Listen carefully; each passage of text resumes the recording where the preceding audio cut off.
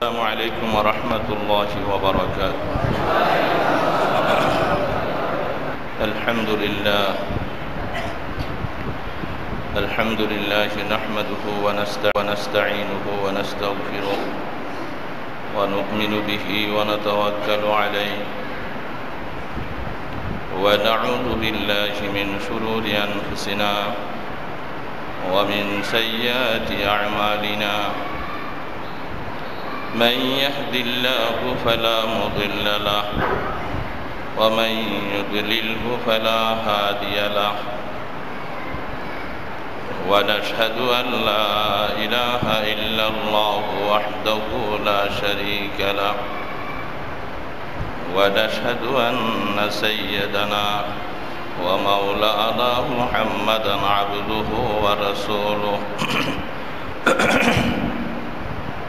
أما بعد فأعوذ بالله من الشيطان الرجيم. بسم الله الرحمن الرحيم. وسارعوا إلى ربكم ومغفرة وجنة عرضها كعرض السماوات والأرض أعدت للمتقين. اللهم صل على سيدنا محمد وعلى آله وأصحابه وبارك وسلم. اللهم صل على سيدنا محمد وعلى آله وأصحابه وبارك وسلم. اللهم صل على سيدنا محمد وعلى آله وصحابه وبارك وسلم. সম্মানিত মুসল্লিয়ানে কিরাম, আল্লাহ সুবহানাহু ওয়া তাআলা সমগ্র মানুষকে আল্লাহ পাকের দিকে আহ্বান করছেন, জান্নাতের দিকে আহ্বান করছেন, জাহান্নাম থেকে বাঁচার জন্য নির্দেশ করেছেন। পরিতাপের বিষয়ে তা সকলের জন্য নসিব হয়নি। আল্লাহ পাকের দিকে যাওয়া, জান্নাতের দিকে যাওয়া। এক সম্প্রদায় আল্লাহ পাকের গোস্বার মধ্যে পড়ে যাবে, পরিণতিতে জান্নাত থেকে বঞ্চিত হইয়া জাহান্নামের কোঠায় তাদের নাম লিপিবদ্ধ হয়ে যাবে।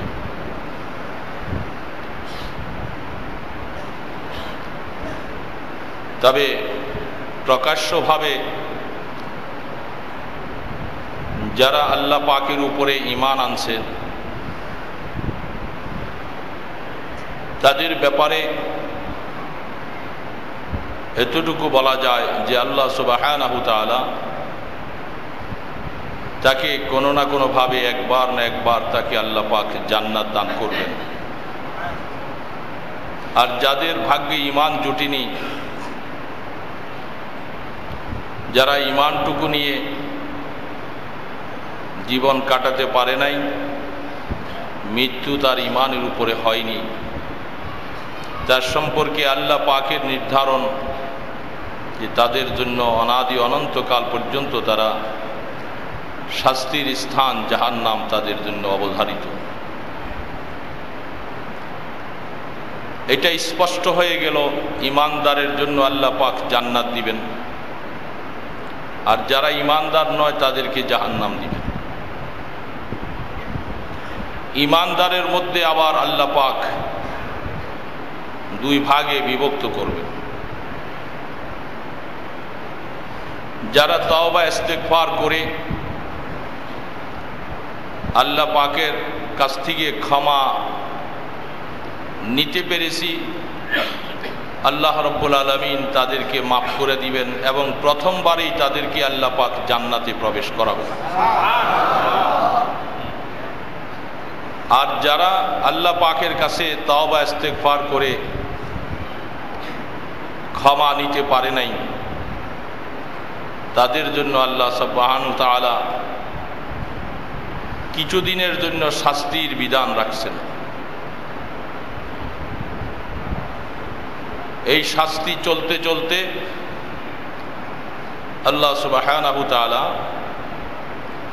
তাদেরকে আবার মুক্তি প্রদান করবেন, আবার তাদের জন্য আল্লাহ পাক জান্নাত নসিব করবেন। তো জান্নাত ওয়ালাদের মধ্যে দুই ভাবে বিভক্ত হয়ে গেল। যারা আউয়ালে দুখুল, প্রথমবারই আল্লাহ পাকের দরবারে যারা জান্নাত পেয়ে যাবে, আর এক সম্প্রদায় কষ্ট শাস্তি ভোগ করার পরে জান্নাত পাবে। দুই দলের মধ্যে স্বাভাবিকভাবে কিছু ব্যবধান আছে। শাস্তি ভোগ করার পরে জান্নাত পাওয়া এটাও কম কথা নয়, তবে আল্লাহ পাকের শাস্তি ভোগ করার মতো শক্তি পৃথিবীতে কারো নাই। মানুষ যাদেরকে আল্লাহ সুবহানাহু তাআলা বানিয়েছে, আল্লাহ পাকের শাস্তি ভোগ করবে আর এটা সহ্য করে থাকবে, এরকম মানুষ আল্লাহ পৃথিবীতে বানান নাই। কিন্তু তারপরেও শাস্তি ভোগ করতেই হবে, সহ্য করাই লাগবে, কিছু করার থাকবে না তখন। এই জন্য কোনো মুসলমানের দিলের মধ্যে যেন এই কথা না আসে যে পরে হলেও তো মাপ পাবো, শাস্তি ভোগ করা হলেও তো একবার মাপ পাবো, তাহলে কিছু অন্যায় অপরাধ করেই যাই, পরে তওবা করে পারলি, অথবা কিয়ামতের ময়দানে শাস্তি ভোগ করার পরে আল্লাহ পাক আবার রেহাই দিলে জান্নাতে যাব, এটা কোনো মুমিনের দিলের কামনা হতে পারে না। কারণ আল্লাহ পাকের শাস্তি ভোগ করবে আর এটা সহ্য করে থাকবে, এটা কোনোদিন মুমিনের ইচ্ছা হয় না। মুমিনের তো ধারণা থাকবে যে আমার প্রথম অবস্থাতেই আল্লাহ পাক শাস্তি বিধান ছাড়া যাদেরকে জান্নাত দিবেন আমরা যেন ওই কাতারের অন্তর্ভুক্ত হতে পারি, এটা হলো মুমিনের আশা। কিন্তু কিছু কিছু মানুষ এরকম আছে যারা ঈমানদার, গুনার সাথে জড়িত, অপরাধ করে যাচ্ছে একের পর এক, তাদের দৌরাত্ম্য এত বেশি, তারা মাঝে মধ্যে মনে করে আরে একবার হলেও তো মাপ পাবো, অসুবিধা কি, দুনিয়ার কিছু মজা আনন্দ স্বাদ এগুলি নিয়ে নেই। হাদিস শরীফের মধ্যে রাসূল পাক সাল্লাল্লাহু আলাইহি ওয়াসাল্লাম ইরশাদ ফরমান, হাফাতিল জান্নাহ বিল মাকারিহ ওয়া হুজিবাতিন নার বিশ শাহওয়াত আও কামা ক্বালা নবী আলাইহিস সালাতু ওয়াস সালাম। রাসূল পাক সাল্লাল্লাহু আলাইহি সাল্লাম জান্নাত আর জাহান্নামের সম্পর্কে দুইটা শব্দ ব্যবহার করেছেন। আল্লাহর হাবিব ফরমান, জান্নাতকে যাবতীয় কষ্টদায়ক জিনিস দ্বারা বেষ্টনী দিয়ে দেওয়া হয়েছে,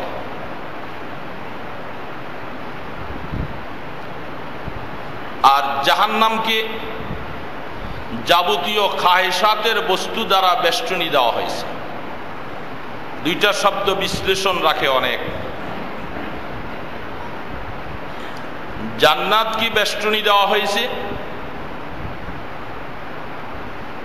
যাবতীয় কষ্টদায়ক দ্রব্যাদি দিয়ে, বিল মাকার।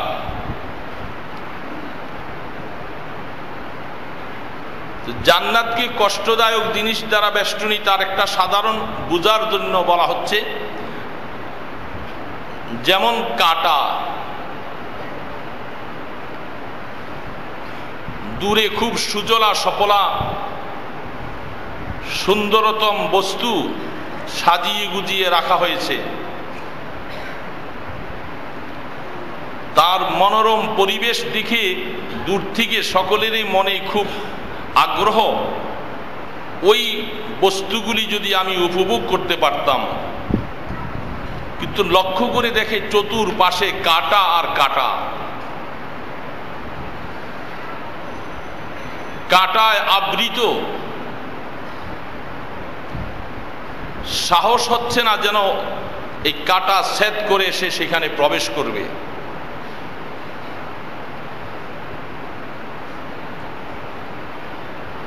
এই দৃষ্টান্তটা এটা, এই জন্য এটাই আল্লাহ রসুল বলতে চাচ্ছেন, জান্নাতে যাওয়ার জন্য সকলের এরাদা। জান্নাতকে আল্লাহ পাক এমন ভাবে বেষ্টনী দিয়ে রাখছেন, পৃথিবীতে আল্লাহ সুবহানাহু তাআলার হুকুমকে পালন করতে যাইয়া কাঁটাদায়ক বস্তুর মতো তোমার জীবনে হাজারো ঘাই তোমাকে খেতে হবে,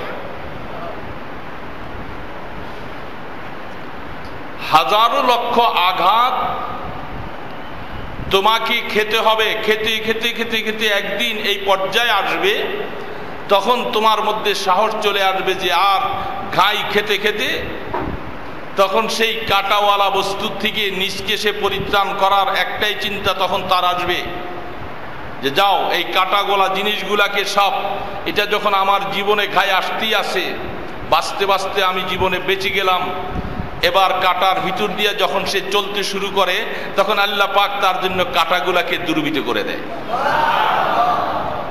তো আল্লাহ রসুল জান্নাতকে যে কষ্টদায়ক জিনিস দ্বারা বেষ্টনী দেওয়া হয়েছে, এটার ব্যাখ্যার মধ্যে মুহাদ্দিসিন কেরাম এটাই লেখে,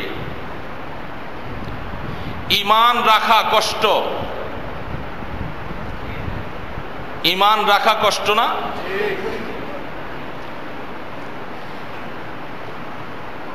ঈমানের উপরে টিকে থাকা 24 ঘন্টা ফরজ, বাকি আমালগুলি ইবাদত বন্দিগি এগুলি সাময়িকভাবে সিজন মতো আসে, সময় মতো আসে, কিন্তু ঈমানের উপরে বরকরার টিকে থাকা 24 ঘন্টা ফরজ।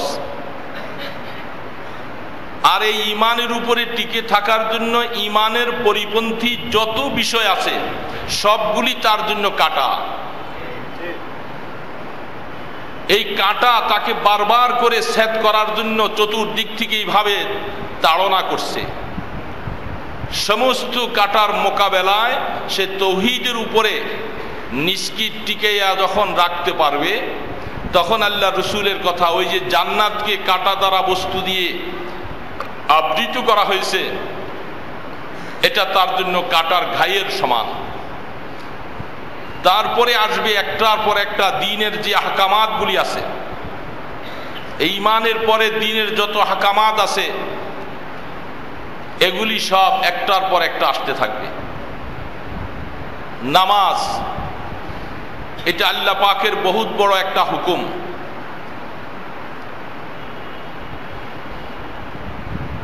দুনিয়ার যাবতীয় শাহওয়াত, ওই সমস্ত শাহওয়াতগুলি, খায়সাতগুলি তার সামনে সুন্দরভাবে, এই সময় এগুলাকে বর্জন করে এই লোকটা আল্লাহ পাকের হুকুম পালন করতে যখন যাবে, তখন ওই জিনিসগুলি কাটার মতো তাকে আঘাত করতে থাকবে। কষ্টদায়ক জিনিসের মতো তাকে আঘাত করতে থাকবে। তো সে কাটাকে ছেদ করবে কখন? যখন সে এগুলার তাড়নার থেকে নিজকে বাঁচাইয়া আল্লাহ পাকের হুকুম যখন সে পালন করে ফেললো, সে কাটাকে ছেদ করে তার মঞ্জিল মকসুদের দিকে রওনা দিল।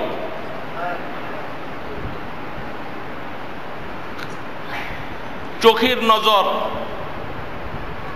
এইভাবে শরীয়তের আহকামাত। এই যে রমজান চলে আসতেছে, এটা সিজনালি ইবাদত, বৎসরে এক মাস, 11 মাস যেই লোকটা যাবতীয় স্বাদ মজা সবকিছু ভোগ করলো, এই লোকটা, যেই লোকটা 1 মাস আল্লাহ রাব্বুল ইজ্জাতের জন্য নিজকে নিবেদিত করতে পারল না, সেই লোকটা নিশ্চয়ই সে কাটাকে সেট করতে পারে নাই।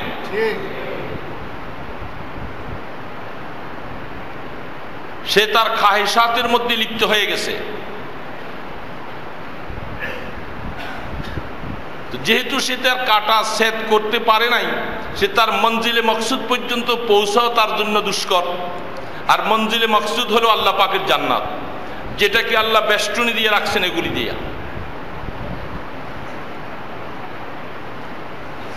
শরীয়তের আহকাম, রাস্তায় চলতেছি, জামানার গর্দেশে এখন এই মাসালাটা তো আজ নয়, কোরআন শরীফ আয়াত নাজিল হয়েছে আজ থেকে 1450 বছর আগে। তখন আল্লাহ পাক বলতেছেন যে মোমেনেরা, তোমরা অপাত্র থেকে নিজেদের দৃষ্টিকে তোমরা নিম্নগোচর করে রাখবে। 1450 বছর আগে। তো তখনের তুলনায় আমরা দেখতে পাচ্ছি এই যুগের বর্তমান যে অবস্থাটা সৃষ্টি হয়েছে, তাহলে বোঝা যাচ্ছে ওই যুগের মধ্যে ব্যাপরদুগি তেমনটা ছিলই না বললে চলে। আমাদের জামানার থেকে আমরা 10 বছর, 20 বছর, 30 বছর আগের সিচুয়েশন যদি আমরা লক্ষ্য করি, তাহলে বুঝতে পারতেছি যে সমাজের মধ্যে এইভাবে মহিলাদের দৌরাত্ম্য ছিল না। কি বলেন, ঠিক না? তো তার থেকে এইভাবে 100 বছর আগে, 200 বছর আগে, 300 বছর আগে, 400 বছর আগে, তো যেতে যেতে বোঝা যাচ্ছে 1450 বছর আগে তখনকার ব্যাপারটার অবস্থাটা এমন ছিল যেমন মনে হয় যেন সারা শহরে একটা মহিলাও যেমন বাইর হয় নাই, এরকম ছিল হাল। আর ওই জামানার মধ্যেও আল্লাহ পাক আয়াত নাজিল করেছে যে মোমেন, তোমরা তোমাদের চক্ষুকে নিম্নগোচর রাখো অপাত্র থেকে। এখন আস্তে আস্তে আস্তে আস্তে আমাদের জামানা পর্যন্ত আমরা কি দেখতেছি যে আমাদের চতুর্পাশে এখন এইভাবে করে ব্যাপারটা আমাদের ঘরে বাহিরে, রাস্তায় ঘাটে, দোকানে বাজারে, সর্ব জায়গার মধ্যে এমন হয়েছে, আর যেটার সাথে আমরা সকলেই জড়িত। ওই আয়াতটা কি শুধু ওই জামানার জন্যই সীমাবদ্ধ ছিল? আল্লাহ রাব্বুল আলামিন এই কথা ভালো করে জানে। এমন একটা জামানা আসবে, আমার বান্দা শোনো, আমার পয়গাম্বরের জামানার মধ্যে ব্যাপরদুগি যদিও নাই, এমন একটা সময় আসবে কোরআন যেহেতু কিয়ামত পর্যন্ত, আর ওই জামানার মধ্যে মুসলমানদের মধ্যে এরকম ব্যাপরদুগি আসবে, আর মুসলমানদেরকে ওই জামানায় ওই আয়াতকে মাইনা নিজের দৃষ্টিকে অপাত্র থেকে হেফাজত রাখা তাদের জন্য ফরজ। তাহলে ওই জামানার জন্য নয় শুধু এটা, কোরআন যেহেতু কিয়ামত পর্যন্ত, আয়াতটার হুকুমও কিয়ামত পর্যন্ত। এখন প্রত্যেকটা ঈমানদার নিজের হালাতের উপরে একটু চিন্তা করি যে এই একটা মাসালার মধ্যে আসলে আমার ঈমানের পাওয়ার কত আমি নিজে বুঝব। এই জামানার মধ্যে নামাজের পাওয়ার দেখলাম, রোজার পাওয়ার দেখলাম, হজের পাওয়ার দেখলাম, জাকাতের পাওয়ারও দেখলাম। এই পাওয়ারটার ব্যাপারে যখন এসে যাচাই শুরু হবে, তখন আমার ঈমানের পাওয়ার কতটুকু আমি নিজেই এর উপরে সাক্ষী দিব। নামাজ পড়া ফরজ আর পর্দা করা নফল। কি বলেন? পর্দা করা ফরজ। শুধু হাইসিয়তের ফরক, অবস্থার পার্থক্য, নতুবা ওইটাও ফরজ এটাও ফরজ। তাহলে নামাজের ফরজ তরক করলে যদি এত গুনাহ হয়, এত শাস্তি হয়, পর্দার ফরজকে তরক করলে শাস্তি কি হবে?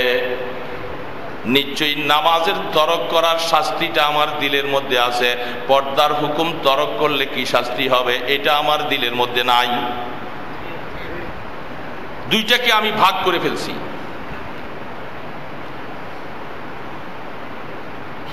ভাগ করতে করতে সে নামাজ পড়তেছে এবং যাবতীয় এই ফরজকে লঙ্ঘন করে চলছে। হালাল রিজিকের জন্য অন্বেষণ করা, হালাল রিজিক নিজের পেটে দেওয়া প্রত্যেকটা ইমানদারের জন্য ফরজ।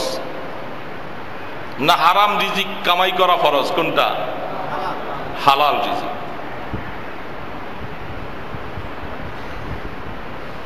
হালাল রিজিক অনেক সময় হালাল জিনিসটা এটাও হারামে পরিণত হয়ে যায় কিছু আনুষঙ্গিক কারণে। যেমন ব্যবসা, আপনার টাকা পয়সা হালাল,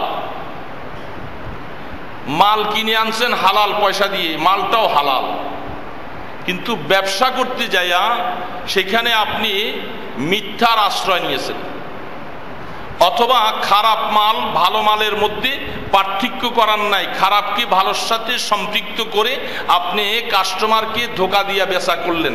আপনার পয়সাটাও বৈধ ছিল, আপনার মাল যেটা খরিদ করে আনছেন এটাও হালাল মাল ছিল, কিন্তু এই জিনিসে আপনার ওই হালালটাকে হারামে পরিণত করেছে। এটাও বুঝতে হবে, শুধু হারাম যে শুধু কেবল সুদ মিশ্রিত টাকাটাই শুধু হারাম তা নয়, হালাল বস্তুও হারামে পরিণত হয় ব্যবহারের ব্যতিক্রমের কারণে।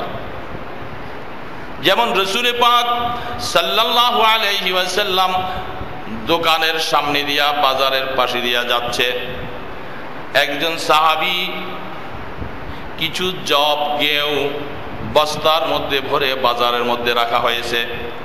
আল্লাহর পয়গম্বর বাজারের সামনে দিয়া যায় ইচ্ছা করে তার মোবারক হাত ওই বস্তার ভিতরে ঢুকাইয়ে দিলেন। বস্তার ভিতরে ঢুকাইয়ে দেওয়ার পরে হাত বাহির করে আল্লাহ রাসূল বলতেছেন, সাহাবী, বস্তার উপরের অংশের মাল আর ভিতরের মালের মধ্যে পার্থক্য। হাদিসের মধ্যে প্যারা নবী সাল্লাল্লাহু আলাইহি ওয়াসাল্লাম নিজে পরীক্ষা করছে, উপরের মালগুলি শুকনা, ভিতরের মালগুলি ভিজা। রাসূল বললেন, যারা ব্যবসার মধ্যে এরকম ধোঁকাবাজি করবে ফালাইসা মিন্না, সে আমার উম্মতের অন্তর্ভুক্ত নয়। কি হলো? আপনার হয়তো খরিদা টাকাটা ভালোই ছিল, ব্যবসার মালটাও ভালো আনছেন, এতটুকু করার কারণে ব্যবসার মালটা কি হইল? হারামে।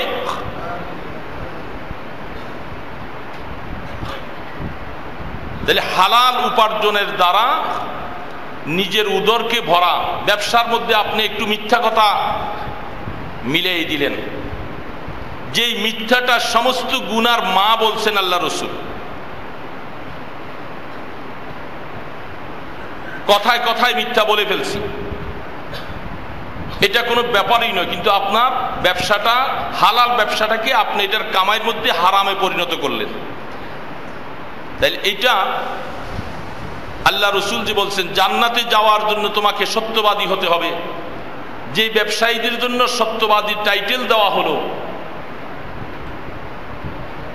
এই সত্যবাদীওয়ালারা জান্নাতে যাবে, তাহলে নিশ্চয়ই ওই জান্নাতে যাওয়ার জন্য এই সমস্ত জিনিসগুলি দ্বারা বেষ্টনী দেওয়া হয়েছে। এখন এই বেষ্টনীগুলি, এই কাটার ঘাইগুলি খেয়ে নিজকে কষ্ট করে এই ব্যবসা যদি হালালভাবে করতে হয়, কাটার ঘাই খাওয়া লাগবে না? হাজারো কাটার ঘাই খাওয়া লাগবে। মন তাকে বলবে যে এটার সাথে খারাপ মিশ্রিত করো, শুকনা ভিজা একসাথে মিলাও, খারাপ মন্দ একসাথে মিলাও। ইমামে আজম আবু হানিফা রাহমাতুল্লাহ আলাইহির সম্পর্কে যেটা হয়তো অনেকে শুনেছি আমরা, বিক্রেতাওয়ালাকে তাকে অর্ডার দিয়ে গেছে যে তোমার এই মালের মধ্যেই যে খারাপ যেটা আছে এটা সামনে রাইখা এই মালগুলি বিক্রি করবে। প্রায় 40,000 দিরহামের মতো মাল বিক্রি করা হলো, তিনি ছিল না। আইসা খারাপ ভালো একসাথে মিলিয়ে দাম ওনাকে দিলেন। উনি বললেন যে তুমি খারাপ মালটার কথা কি ওই কাস্টমারকে জানাই দিছিলা? বলে না, জানাইনি। ইমামে আজম আবু হানিফা রাহমাতুল্লাহ আলাইহি বলেন এই মালটা, এই পয়সাটা আমার জন্য হালাল নয়, এটা সম্পূর্ণ তিনি সদকা করে দিলেন।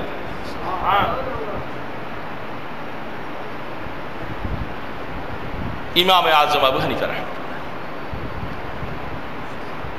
এখন হাজি সাহেব, গাজী সাহেব, আমরা সবাই আলেম সাহেব, হুজুর সাহেব, মুহাদ্দিস সাহেব হতে পারি, কিন্তু এইভাবে অবস্থার ভিতরে আমার চক্ষু আমি বেগানার থেকে ফিরাতে পারি নাই। বেগানা দেখলে আমার কাছে মজা লাগে, স্বাদ লাগে, ঈর্ষা লাগে। তাহলে আল্লাহ পাক জান্নাতে যাওয়ার জন্য এই কাঁটাকে এইভাবে করে রাখছে। খবরদার বান্দা, অন্তরকে বারবার করে আল্লাহর ভয় ঢুকাইয়ে দাও। একবার নজর তোমার চলে আসছে, দ্বিতীয়বার নজর সেখানে উঠাইবা না। দুনিয়ার কেউ জানুক আর না জানুক, আমার আল্লাহ পাক তোমার সব কিছু জানে। এতটুকু খাসিয়াত, এতটুকু ভয় যদি অন্তরের মধ্যে আইসা এর থেকে বাঁচতে না পারলাম, তাহলে আমার জান্নাতে যাওয়ার জন্য যেটা আমাকে কাটার ঘাই খাইতে বলা হয়েছিল, আমি ঘাই খাইলাম না, আমি কাটার সাথে আপোষ করে ফেললাম, হারাম ব্যবসার সাথে আপোষ করে ফেললাম। এইভাবে মুআমালাত, মুআশারাত। আল্লাহু আকবার।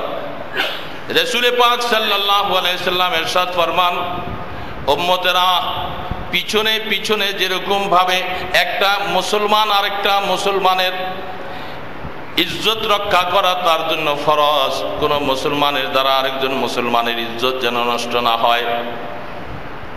হাদিসের মধ্যে আল্লাহ রাসূল বলেন, মনে রাখবা, কোন একটা মানুষ যদি বাইতুল্লাহ ঘরকে ভেঙে ফেলে, বাইতুল্লাহ ঘর আল্লাহ না করুক কোন জালেম যদি ভেঙে ফেলে, এই লোকটার যতটুকু গুনাহ হবে কোন মুসলমানদের ইজ্জত রক্ষা করলে তার থেকে 1000 গুণে বেশি গুনাহ হবে। ওয়াতুইজ্জু মান তাশা ওয়া তুযিল্লু মান তাশা, এই জায়গার মধ্যে আইসা আল্লাহ পাক বলতেছেন, ওয়ালিল্লাহিল ইজ্জাতু ওয়া লিরাসূলিহি ওয়া লিল মুমিনিনা ওয়ালাকিন্নাল মুনাফিকিনা লা ইয়াফকাহুন। আল্লাহ রাব্বুল আলামিন বলেন, ইজ্জতের মালিক আল্লাহ, ইজ্জতের মালিক রাসূল। সেই ইজ্জত পাবে কারা? মুসলমানেরা।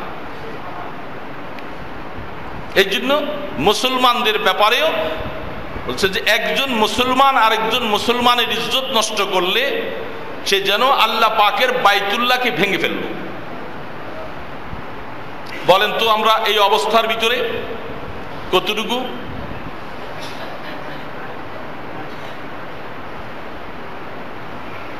হাফাত বিল মাকারিহি, জান্নাতকে এরকম জিনিস দ্বারা ঢেকে দেওয়া হয়েছে, এগুলার কাটার ঘাই সহ্য করতে হবে। কষ্ট হইতেছে, কষ্ট হইতেছে এটার উপরে চলা, এটার উপরে চলা আমার খুব কষ্ট হইতেছে। ওয়াইলুল লিকুল্লি হুমাজাতিল লুমাজা, সূরা হুমাজা খুলে দেখেন, প্রথম তাফসীর খুলে দেখেন। একজন মানুষের পিছনে পিছনে তার গীবত বদনাম করা যেরকম গুনাহ, আমরা অনেক সময় মাঝে মধ্যে বলে থাকি, আমি পিছনে বলি নাই, ওরে সামনে পাইছিলাম, একেবারে জীবনের মতো ধুইয়া দিছি। এই শব্দটা আছে না আমাদের মধ্যে?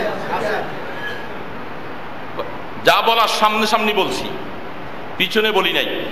শরীয়তে এটাও হারাম। খোলেন তাফসীর, খোলেন।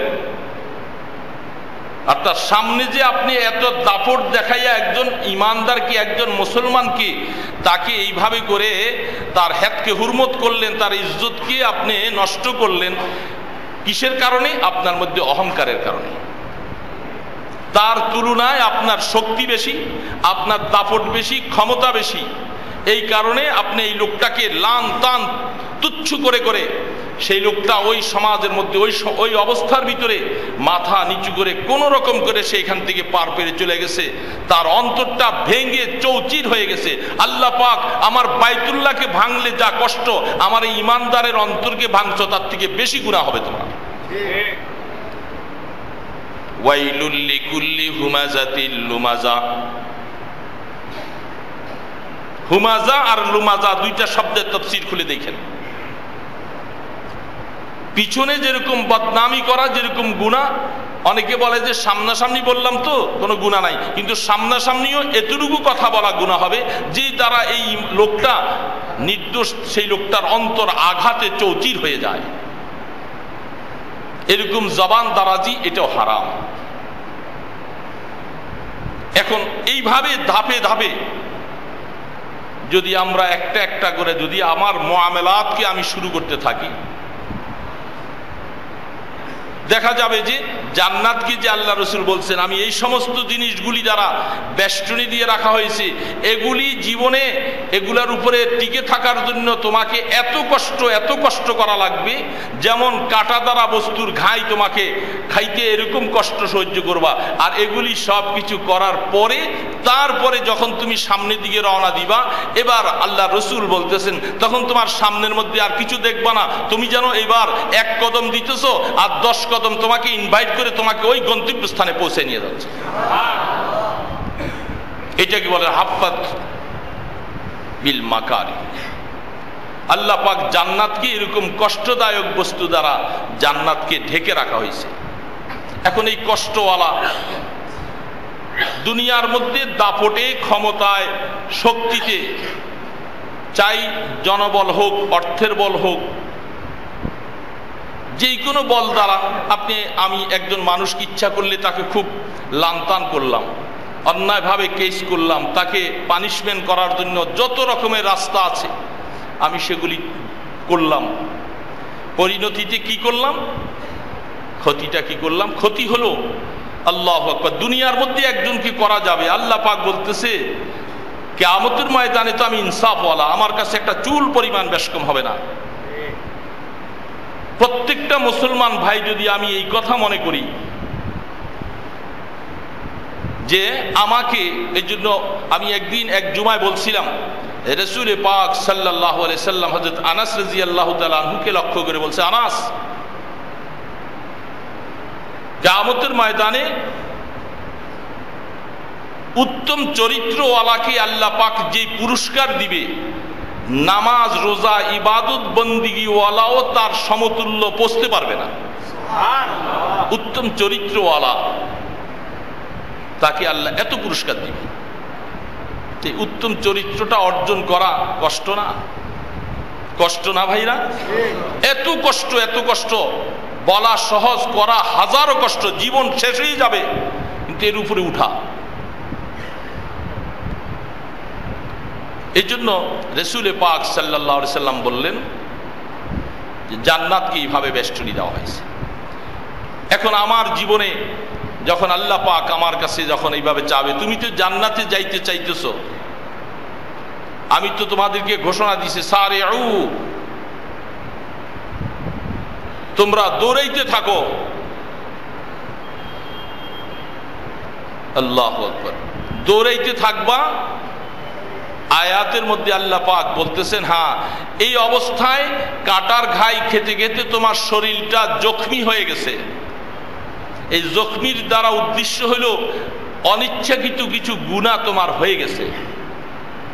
ওয়াসারিউ ইলা মাগফিরাতিন ওয়া জান্নাতিন আরদুহা কারদিস সামাওয়াত। তুমি এইভাবে দৌড়াইতেছো যখন, আল্লাহু আকবার, যখন তুমি জান্নাতের দিকে তোমাকে আল্লাহ পাক দৌড়াইতে বলছে, যখন তুমি সেদিকে দৌড়াইতেছো, এই দৌড়াইতে যায়া হাজারো কাটার ঘাই তোমার শরীরটাকে জর্জরিত করে ফেলছে। এই অবস্থায় তোমার শরীর ক্ষত বিক্ষত, অর্থাৎ তোমার শরীরের মধ্যে অনিচ্ছাকৃত কিছু গুনাহ জড়িয়ে গেছে। আল্লাহ পাক বলেন, আমি আল্লাহ তখন তোমার অবস্থা দেখে তোমার এই সম্পূর্ণ গুনাহগুলি মাফ করে দেব। যদি তুমি এই যে কাটার ঘাই খাইতে যাচ্ছ আর শরীরকে জখমি করে ফেলছো, তোমাকে সুস্থ করার জন্য, তোমার এই শরীরটাকে সুস্থ করার জন্য আমি তোমাকে ওই দিকে যাইতে বলছিলাম, তুমি যাইতেছো, যাইতে যাইতে আসো ইলা মাগফিরাতিন, আমি রব্বুল ইজ্জাতের মাগফিরাতের দিকে আসো। আর ওই জান্নাতের দিকে তোমাকে আহ্বান করা হচ্ছে, যে জান্নাতটার চড়াই বলে যে আসমান এবং জমিন যত বড় বড়, যে এরকম জান্নাতটা এত প্রশস্ত, ওই জান্নাতের দিকে 7 আসমান 7 জমিনকে একত্রিত করলে যত বড় হবে, ওই জান্নাতের দিকে তোমাকে দৌড়ে যেতে বলা হচ্ছে। হযরত মুসা আলাইহিস সালাতু ওয়াস সালাম,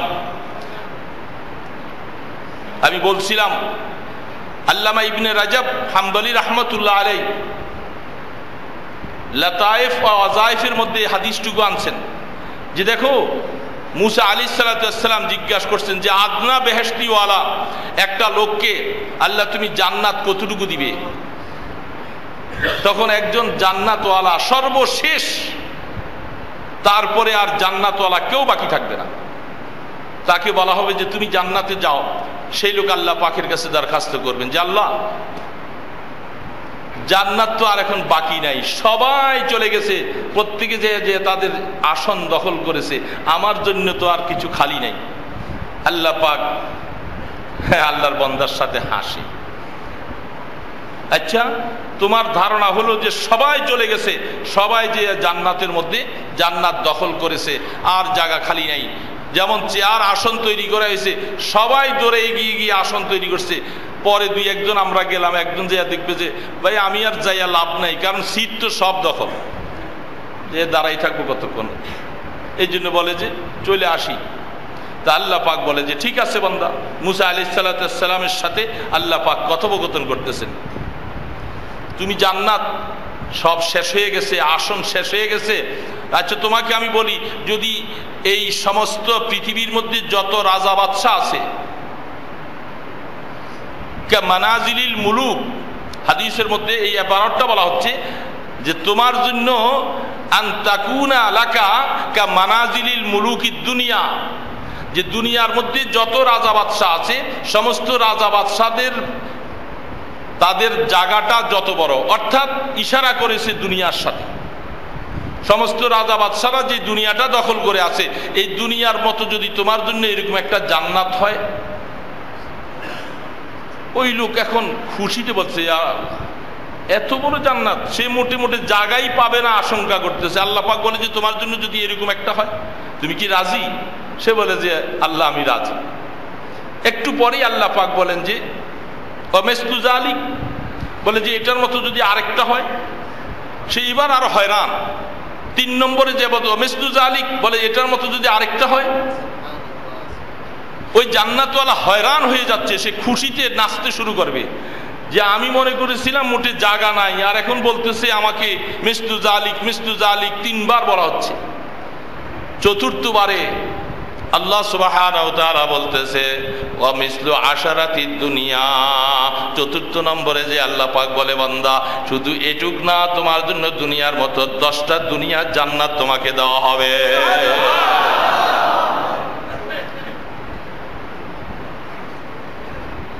কারদিস সামাওয়াতি ওয়াল আরদ, আল্লাহ পাক যে আসমানে বলছেন এত বড় জান্নাত আদনাওয়ালাকে, সর্বশেষ যে যাবে, তারপরে আর কেউ বাকি থাকবে না। তো এই জান্নাতটা যাওয়ার জন্য আল্লাহ পাক, আল্লাহ রাসূল এটাই বলছেন, যেটাকে বেষ্টনী দেওয়া হয়েছে এই সমস্ত বস্তুগুলি। এখন তাহলে জান্নাতে যাওয়ার জন্য কাটার ঘাই খাওয়াই লাগবে, কি বলেন? কাটার ঘাই খাওয়া লাগবে না? কাটার ঘাই খাইতে এখন রাজি না, কাটার সাথে আপোষ করে নিলাম। তাইলে হবে কি হবে পরিণতিতে? ওই যে আমি আলোচনার প্রথমে বলছিলাম 2টা ভাগ, কেউ আউয়ালে দুখুল হবে, কেউ প্রথমবারেই আল্লাহ পাক মাগফিরাত দান করবে, জান্নাতে ঢুকে যাবে, আর কেউ পানিশমেন্টের পরে ঢুকবে। এই জন্য বলছিলাম যে ইমানদারের জন্য পানিশমেন্ট পাওয়ার আশা অন্তরে রাখা এটা হারাম। ইমানদার কেমন করে আবার বলে যে আল্লাহ শাস্তি ভোগটুক করে হইলেও তো যাব, এটা ইমানদারের কোনোদিন ধারণা হতে পারে না। কারণ আল্লাহ পাকের শাস্তি খুব কঠিন ব্যাপার, খুব কঠিন ব্যাপার। আল্লাহ পাকের শাস্তি পাওয়ার মতো পৃথিবীতে কোনো মানুষের শক্তি আল্লাহ পাক দেয় না, এত কঠিন তোমার শাস্তি। তা এখন বলবো যে আল্লাহ পাক বলেন যে শাস্তির থেকে বাঁচার জন্য উপায় হলো আল্লাহ আকবার। আর বলছে যে জাহান্নামকে বেষ্টনী দেওয়া হয়েছে শাহওয়াতের দ্বারা। শাহওয়াত বলতেছে খায়েশাত, মনে যত কিছু চায়, মনে যত কিছু চায়,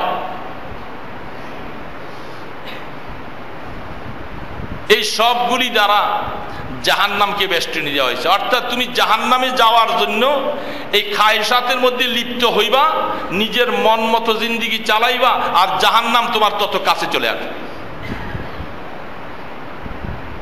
শাহওয়াত, শাহওয়াত, খায়েশাত। ভাইরা আল্লাহ রাব্বুল আলামিন এই তো আমাদের শবে বারাত আসতেছে, মুসলমানেরা মসজিদে যাবে, জায়গা হয় না, হবে না সমস্ত মসজিদগুলি। ভালো কথা, যেটা আমি গত সপ্তাহে একটু হালকা ইঙ্গিত করেছি যে শবে বারাতের ইবাদত সম্পর্কে হাদিসের মধ্যে প্রমাণ পাওয়া যায়, এবং শবে বারাতে প্রথম দিন রাত্রি ইবাদত করবে এবং পরের দিন রোজা রাখবে, এটা আল্লাহ রসুল বলছে। কিন্তু মেরাজের ইবাদতের কোনো সনদ প্রমাণ পাওয়া যায় নাই, বিদায় আমরা তা করিনি। শবে বারাতের ইবাদতের প্রমাণ পাওয়া যায়, তবে এই প্রমাণটুকু পাওয়া যাচ্ছে। অনুরোধ করতেছি ভাইদেরকে, আফসোস লাগলো সারাটা বৎসর মসজিদে আসলেন না, সারা বৎসর আল্লাহকে একটু সেজদা করলেন না একদিনও, আর আপনি শবে বরাতে শুধু ক্ষমার জন্য আসলেন। এটা বড় আফসোসের বিষয়, পরিতাপের বিষয়। এই জন্য রাসূল পাক সাল্লাল্লাহু আলাইহি সাল্লাম আপনাকে আমাকে বলছেন যে তুমি, আর কোরআনের এই আয়াতের তাফসীরে আমাদেরকে এটাই বোঝানো হচ্ছে যে তুমি জান্নাতের দিকে দৌড়াবে, দৌড়াইতে গিয়া অনিচ্ছা সত্ত্বে তোমার কিছু কাঁটার ঘাই চলে আসবে, আর সেই কাঁটাওয়ালা শরীরকে আল্লাহ পাক বলেন আমি ক্ষতবিক্ষত রাখবো না, আমি মাফ করে দিব। এর মানে হলো আমাকে তো প্রচেষ্টা চালাইতে হবে। আমি সারাটা বৎসর এক ওয়াক্ত নামাজ পড়লাম না, মসজিদের সাথে আমার সম্পৃক্ত হলো না, সারা বছরের মধ্যে একদিনও মসজিদে আসছি কিনা প্রমাণ নাই, বড় আফসোসের বিষয়। এরকম হাজারো মুসলমান শবে বরাতে মসজিদে জায়গা নিয়ে বসবে, বড় আফসোস লাগে, আফসোস লাগে। আরে পুরস্কার তো মাল যে খরিদ করবে, হ্যাঁ বাজার গেছে, আগের দিনে তো এরকম আছিল, এখনকার সময় নাই। হ্যাঁ, গ্রাম দেশে ওইরকম একদলীয় বোতল ছিল, বোতলের নিচে দিয়া ছিল ছিদ্রি, বোতলগুলা নিচে দিয়া এরকম ছিদ্রি ছিল, উপরের দিকে উঠানো। এটা একটা ডিজাইন তখন করছে। তো বাজারে গেছে, খরিদ করছে, কেরোসিনের কেজি বা তেলের কেজি হলো তার তখন সেই 10 পয়সা, 1 কেজি তেল খরিদ করতেছে, লইয়া বলতেছে তো তেল নিলে আগের দিনে, এখন দেয় কিনা জানি না, এখন তো আর আমরা তেল দোকানে যাই না, তেল হোক কিছু হোক একটু ফাও দিত, ফাও মানে শিশিটার মধ্যে পরে আবার একটু দিয়ে দিবে, বা যে কোনো জিনিস সদাই করলে আবার একটু ফাও দেয়, যেটা বিনিময় ছাড়া। তো এখন ওই লোক বলতেছে যে তো আমি তো যা আধা কেজি নিলাম, আধা কেজি আমার বোতল ভরে গেল, এখন ফাও নিব কোথায়? সে বলতেছে ভাই ফাও তো নেওয়ার, তো তুমি নাও, তুমি জায়গা দাও, আমি তোমাকে ফাওটা দিব। তো সে খুশিতে বাগ হয়ে গেছে, ওই বোতলের মুখ বন্ধ করতে মনে নেই। আর তখনকার সময় এই কচু পাতা, কলা পাতা, বিভিন্ন পাতা দিয়েই ওই শিশিটার মুখ বন্ধ করা হতো। এত সুন্দর ডিজাইনের বন্ধ করার সিস্টেম কমই ছিল, কারণ 1 বোতল দিয়েই চলছে 5 বছর 10 বছর ঘরের মধ্যে। তো সেই অবস্থায় খুশিতে বলে যে আমার ফাওটা নেওয়ার জন্য এই যে পিছন দিয়া জায়গা আছে, বোতলের তলে দিয়া জায়গা আছে, উপুত করছে, ফাওটা নিবে। কারণ ফাও নিতে যাইয়া এখন উপর দিকে করতে পারে, আসলটা সব পড়ে গেছে। এখন জিব্বাত কামড় দিয়া, ভাই এটা কি বলে, ভাই আমার তো কোনো দোষ নেই, তুমি ফাও নিতেছ, তুমি ফাও নিতে যাইয়া তুমি আসল শেষ করে দিলা। এখন বলে যে আমি কি করে বাড়ি যাব, আমি ফাও নিয়ে কি করব? বলে যতই চিন্তা করো কান্দো, আর কোন আমার দোষ নেই। আরে ফাও তো আসলটা ঠিক রাইখা তারপরে ফাও, নাকি শুধু ফাওতেই চলবে? এখন আমাদের মুসলমানদের হালাত বড় আফসোস, সারা বৎসর 1 ওয়াক্ত নামাজ পড়লেন না। রমজান মাস আসতেছে, শবে বরাত আসলো, শবে বরাতের পরে 15 দিন পরে রমজান আসলো, একটা রোজা রাখলেন না। 5 ওয়াক্ত নামাজের মধ্যে 1টা ওয়াক্ত নামাজ পড়লেন না। বছরের পর বছর চলে যাচ্ছে, আপনি ওই শবে বরাতের ফাও মাগফিরাত নেওয়ার জন্য দৌড়ে আইসা সবার আগে কাতার দখল করে বসছেন। এটা বড় আফসোস লাগে ভাইরা, বড় আফসোস লাগে। বাড়ি যাইবার সময় এই ফাও নিয়ে গেলে এটা ওই বাড়ি পর্যন্ত যাইতে এই ফাও শেষ।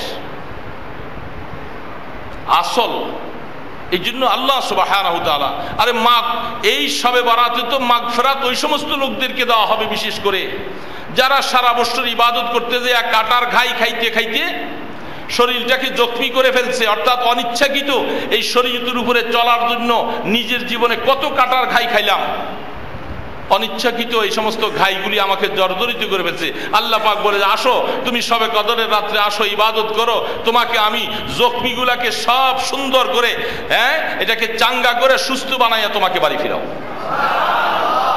অর্থাৎ তোমার গুনাহগুলি মাফ করে। এখন আমরা কেউই কাটার ঘাই খাইতে রাজি না, শুধু ফাও মাগফিরাত নিতে আসি। গত সপ্তাহে বলছিলাম শিরিক ওয়ালাকে আল্লাহ মাফ করবে না, এবং হাদিসের মধ্যে স্পষ্ট বলেন রাসূল পাক সাল্লাল্লাহু আলাইহি ওয়াসাল্লাম ফরমান যে এইভাবে করে একজন মুসলমান আরেকজন মুসলমানের ভিতরে, আল্লাহ রাসূল বলেন ইয়া আনাস, তুমি ঘুম থেকে কুম মিনান নাওম, তুমি ঘুম থেকে এইভাবে উঠো, লা তাকুন কালবাকা গিশুন লি আহাদ, যে তোমার অন্তরে কোনো মুসলমানের জন্য কোনো হিংসা নাই। এইভাবে তুমি ঘুম থেকে উঠো, তোমার এইভাবে তুমি ঘুম থেকে উঠার দ্বারা তোমার চরিত্রটা এত সুন্দর হবে, আর এর বিনিময়ে তুমি আল্লাহ পাকের কাছে জান্নাত পাইবে। এই জন্য বলতেছিলাম যে ভাইরা কোনো ফায়দা নাই, কোনো লাভ নাই। আল্লাহ রসুল বলতেছেন যাদের মধ্যে এরকম দুইজন মুসলমানের মধ্যে এই হালাত থাকবে, স্পষ্ট হাদিস প্রমাণ দেখাই দিব আপনাদেরকে, আল্লাহ রসুল বলেন তারা এই শবে বরাতে ক্ষমা পাবে না। কত বড় কঠিনতম কথা, কত কঠিনতম কথা। রাসূল পাক সাল্লাল্লাহু আলাইহি সাল্লাম আমাদেরকে যে সুযোগটুকু দিয়েছেন, এখন দেখতে আলোকসজ্জা তো শুরু হয়ে গেছে, বিভিন্ন মসজিদে এখন থেকে আলোকসজ্জা শুরু হয়ে গেছে, কারণ শবে কদর আসতে আরো 2 দিন বাকি।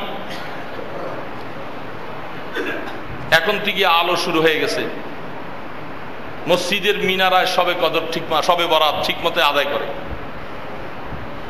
এদেরকে আলোকিত করে দিচ্ছে। বড় আফসোস লাগে মুসলমান কাজের মধ্যে নাই, কাজের মধ্যে সময় ব্যয় করার মধ্যে ওস্তাদ হয়ে গেছে। যেটা কাজ ওইটাকে কাজ বানায় নাই। এই জন্য মুসলমানের এখন এই সমস্ত কথা কে কাকে বলবে, কে কাকে বুঝাবে, কেউ কারো কথা শোনে না, কেউ কারো কথা শুনবে না। তাই আমরা খেয়াল করব, যেটা আমি বলছিলাম যে আমরা এইভাবে করে আমাদের এখানে আলোকসজ্জা মসজিদে হবে না, তারপরেও আমরা করি না, আশপাশে এখন মহল্লাওয়ালারা করে, বেশিতেই বেশি মুসল্লিরা চলাচল করবে, এই জন্য কিছু পাইপ লাইট দিয়ে দিতে পারে আলো হওয়ার জন্য এতটুকু। কিন্তু সাজসজ্জা এই যে এটার মধ্যে যে পয়সাটুকু ব্যয় হচ্ছে, এই পয়সাটুকুর 2 পয়সার সওয়াব হবে না, আধা পয়সার সওয়াব নাই। কিন্তু মাঝখানে ইবাদত মনে করে আপনি এমন একটা কাজ করলেন, এটা বেদাত। রাসূল পাক সাল্লাল্লাহু আলাইহি সাল্লাম ইরশাদ ফরমান যে কিয়ামতের অবস্থা উম্মতদের আমার হালাত এরকম হবে, যারা মুসলমানদের আমার রসুলের তরিকাকে বাদ দিয়া তারা ইহুদি নাসারাদের সমস্ত তরিকা তাদের মধ্যে এমনভাবে পালন করবে যেমন ইহুদির কদম যেখানে পড়বে আমার মুসলমান উম্মতদের কদম সেখানে নিয়ে ফেলবে। তানাফাসুনা কামা ইয়াতানাফাসুন, রাসূল বলতেছেন ঠিক প্রতিদ্বন্দ্বী তাদের সাথে এরকম হবে, ওরা যেইভাবে দুনিয়ার মধ্যে আগাইতেছে আমার উম্মতেরা ওই ধারায় তাদের সাথে আগাইতে থাকবে। এই জন্য আফসোসের বিষয়, আমরা শিরিক থেকে বাঁচি, গুনাহ থেকে বাঁচার চেষ্টা করি, গীবত থেকে বাঁচব, এবং আল্লাহ সুবহানাহু তাআলার কাছে নিজের গুনার জন্য আল্লাহ পাকের কাছে মাফ চাবো, নিজের দোষকে সবসময় দেখব। আল্লামা শেখ সাদি রহমতুল্লাহ আলাইহি তিনি বলতেন আইবে খুদরা বদনবী নদর জাহাঁ, আইবে খুদরা বদনবী নদর জাহাঁ, বাশত অন্দর জুস্তানে আইবে কসা। আল্লামা শেখ সাদি রহমতুল্লাহ আলাইহি বলতেছেন যে দুনিয়ার মধ্যে যেই লোক নিজের দোষ দেখার জন্য অভ্যস্ত নয়, সেই লোক মানুষের দোষ তালাশ করে বেড়াবে। যে নিজের দোষ দেখতে পারে না, তাকে একটা কাজ দিতে হবে, তো সেই কাজটা সে কি? সে মানুষের দোষ তালাশ করে বেড়ায়। এই জন্য আল্লামা শেখ সাদি রহমতুল্লাহ বলেন, আইবে খুদরা বদনবীনাত দারজাহা, যে দুনিয়ার মধ্যে নিজের দোষ দেখলো না, তো সে একটা সময়টা তার কাটতে হবে না? তার সময়টা কাটবে কি? সে মানুষের দোষের পিছনে চলতে থাকবে, তার হায়াত বরবাদ হয়ে যাবে, হায়াত বরবাদ হয়ে যাবে। কারণ আরেকজনের দোষ বললে আমার আমল নামার থেকে আমার সওয়াবগুলি ওর আমল নামায় চলে যাবে। খোদার কসম, খুলে দেখেন সূরা হুজরাতের মধ্যে, আমি আপনার দোষ যদি বলি আপনার কোনো ক্ষতি হলো না, বরং আপনি লাভবান। কি লাভ, ক্ষতি হলো? আমার নেক আমলগুলি কাইটা আপনার আমল নামা চলে যাবে, আপনার গুনাহগুলি আমার আমল নামা চলে আসবে। এই জন্য ইমামে আজম আবু হানিফা রহমতুল্লাহ আলাইহি তিনি মাঝে মধ্যে বলতেন, কেউ যদি আমার বদনাম করেছে খবর পাইতেন, উনি বলে যে তার বাসায় মিষ্টি পাঠিয়ে দাও, কারণ সে আমার বহুত বড় মোহসেন, সে আমার বহুত বড় এহসান করেছে, সে আমার গুনাহগুলি মাফ করার ব্যবস্থা করতেছে। এই জন্য আল্লাহ সুবহানাহু ওয়া তাআলা কোনো লাভ নাই, কোনো ফায়দা নাই। আরেকজনের দোষ বলবো, সময় নষ্ট হলো, কিন্তু নিজের আমল বরবাদ করলাম। এই জন্য আল্লাহ পাকের কাছে ইস্তেগফার করি, তওবা করি। আল্লাহ পাক যেন আমাদের সকলকে গুনাহ থেকে বাঁচে। শরীয়তের যে কাঁটাগুলির কথা আল্লাহ রসুল বলছেন, প্রয়োজন বোধে কাঁটার ঘাই খাবো, শরীরকে জখমি বানাবো, তারপরও ওই সারি ওইলা মাগফিরাতিন ওয়া জান্নাতিন আরদুহা কারদিস সামাওয়াতি ওয়াল আরদ উইদ্দাত লিল মুত্তাকিন, যে আল্লাহ পাক বলছেন মুত্তাকিদের জন্য যে জান্নাত রাখছেন, আল্লাহ পাক যেন এই কাঁটার ঘাই খাওয়াইয়া হলেও আমাদেরকে ওই জান্নাতে প্রথমবারে ঢুকবার তৌফিক দান করেন।